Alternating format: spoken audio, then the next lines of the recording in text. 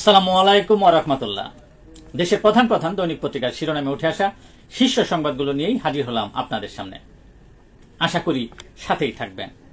গুরুত্বপূর্ণ খবরগুলোর মধ্যে শুরুতেই থাকছে প্রধান উপদেষ্টা ডক্টর মোহাম্মদ ইউনূসের সঙ্গে গতকাল সাক্ষাৎ করেন জাতিসংঘের আন্ডার সেক্রেটারি জেনারেল জা পিয়েরে লেক্রোইক্স। এ সময় তিনি বলেন, মিয়ানমারের অস্থিরতা অব্যাহত থাকলে নিরাপত্তা ঝুঁকি সৃষ্টি করতে পারে। 4 দিনের সফরে আজ কাতার যাচ্ছেন প্রধান উপদেষ্টা ডক্টর মোহাম্মদ ইউনূস। ভারতীয় গণমাধ্যমের প্রতিবেদন, চলমান রাজনৈতিক টানাপোড়েনের পরিপ্রেক্ষিতে বাংলাদেশে রেল সংযোগ সংক্রান্ত একাধিক প্রকল্পের প্রায় 5,000 কোটি রুপির অর্থায়ন ও নির্মাণ কাজ সাময়িক স্থগিত করল ভারত সরকার। বাংলাদেশের হয়ে এর মধ্যে বাংলাদেশ হয়ে 7 সিস্টারে যাওয়া রেল প্রকল্পও রয়েছে। জাতীয় ঐক্যমত্য কমিশনের সাথে বিএনপির দ্বিতীয় দফা বৈঠক, প্রধানমন্ত্রীর ক্ষমতা কমাতে এনসিসি গঠন এবং রাষ্ট্রের নাম বদলে সায় নেই দলটির। একই ব্যক্তি 3 বারও প্রধানমন্ত্রী হওয়ার সুযোগ চায় বিএনপি। 4 সুপারিশে নীতিগত একমত, মঙ্গলবার আবার বৈঠক ঐক্যমত্য কমিশনের সাথে। সিইসির সাথে জাতীয় নাগরিক পার্টির বৈঠক, সংস্কার বাস্তবায়ন শেষে নির্বাচন চায় দলটি। ইসির তৎপরতায় দলটির সন্দেহ, বিতর্কিত 3 নির্বাচনে জড়িতদের বিচার দাবি দলটির।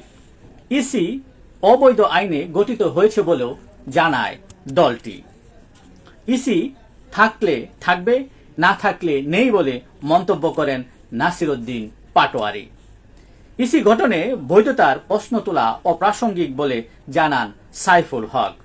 এছাড়াও নির্বাচনের রুটম্যাপ নিয়ে কথা বলায় ইসিকে সতর্কতা অবলম্বনের পরামর্শ দেয় জাতীয় নাগরিক পার্টি।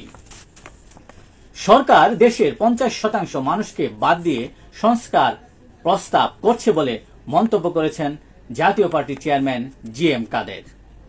নতুন রাজনৈতিক দলের নিবন্ধন, আবেদনের সময় আরও 2 মাস বাড়ালো ইলেকশন কমিশন। প্রাইম এশিয়া বিশ্ববিদ্যালয়ে শিক্ষার্থী হত্যা, 10-15 জন নির্দয়ভাবে পেটায় জাহিদকে। বৈষম্য বিরোধী ছাত্র আন্দোলনের 2 নেতা সহ আসামি 8 জন। কতিপয় বৈষম্য বিরোধী ছাত্র আন্দোলনের নেতার আচরণ রক্ষী বাহিনীর মতো বলে মন্তব্য করে ছাত্রদল। সিসিটিভি ফুটেজ দেখে আসামি গ্রেফতারের চেষ্টা চলছে বলে জানিয়েছেন ওসি।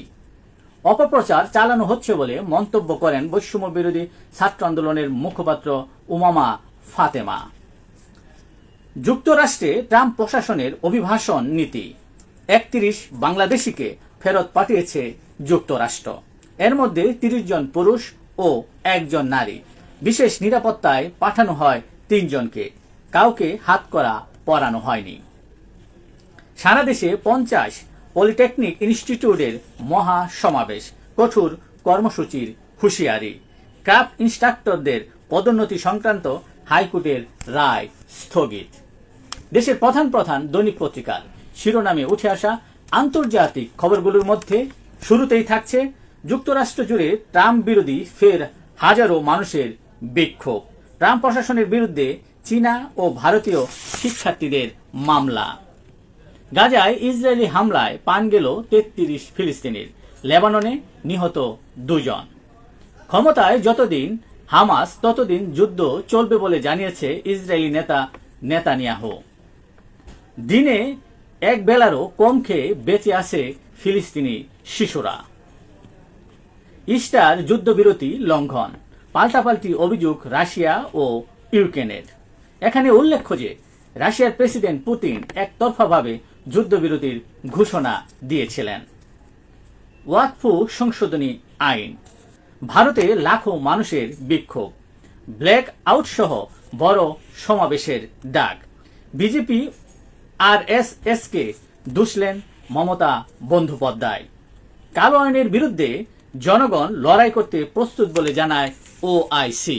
এই ছিল দেশের প্রধান প্রধান দৈনিক পত্রিকার শিরোনামে উঠে আসা শীর্ষ সংবাদ, যা নিয়ে এতক্ষণ আপনাদের মাঝে উপস্থিত ছিলাম। আশা করি আপনাদের ভালোই লেগেছে। সার্বিক খবরের বিবেচনায় যদি আপনাদের কোনো অভিমত, অভিব্যক্তি, সমালোচনা কিংবা কোনো পরামর্শ থেকে থাকে তাহলে অবশ্যই কমেন্টসে জানাবেন। আপনাদের কমেন্টসের প্রত্যাশায় আজকের মতো এখানে বিদায় নিচ্ছি। আবারও দেখা হবে আগামীকাল ঠিক একইভাবে। সে পর্যন্ত অবশ্যই ভালো থাকবেন, সুস্থ থাকবেন। আসসালামু আলাইকুম ওয়া রাহমাতুল্লাহ। শুভ সকাল সকলকেই।